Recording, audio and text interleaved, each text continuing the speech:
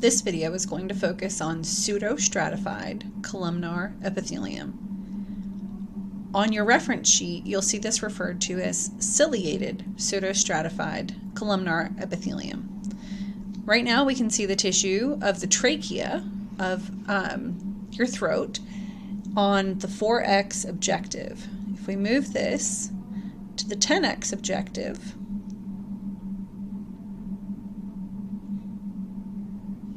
what we want to focus on is this apical border. So we are looking at this layer of the tissue.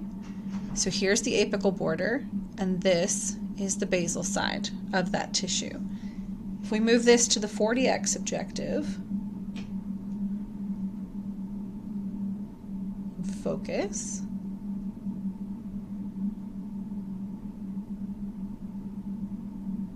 here we see a beautiful layer here of what looks like stratified columnar epithelium, but in fact it's called pseudostratified columnar epithelium. So here is the basal side of this tissue, right on this edge with the connective tissue. Here is the apical side of this tissue. These cells look as though they're stacked on top of one another, but in reality they are squished to fit in where one cell might be wider at the top, the other cell might be wider at the bottom. So this is a fake stratified or pseudo-stratified columnar epithelium. Notice the edge here is ruffled.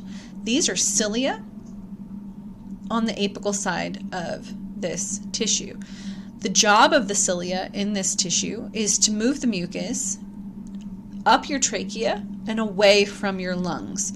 We want to move the mucus up and out of the lungs, at least to the point where we can swallow it into the digestive system. If not, we can expel it through coughing. What happens to these cilia in a smoker is that the cilia die. The cells here die, and smokers end up having to cough a lot to expel the mucus that builds up. So this is pseudostratified columnar epithelium. If we look at the histology guide website, here we can click on the pseudostratified columnar epithelium, and it takes us to the histology guide website. And again, don't forget that you can move these about. You can change the magnification, and you can move this slide. Here's the basal side of this tissue where we can see this connective tissue. So here's basal. The open empty space is the apical side. This would be air inside of our trachea headed down to our lungs. So here we have pseudostratified columnar epithelium. And these ruffles right up here on the top are the cilia.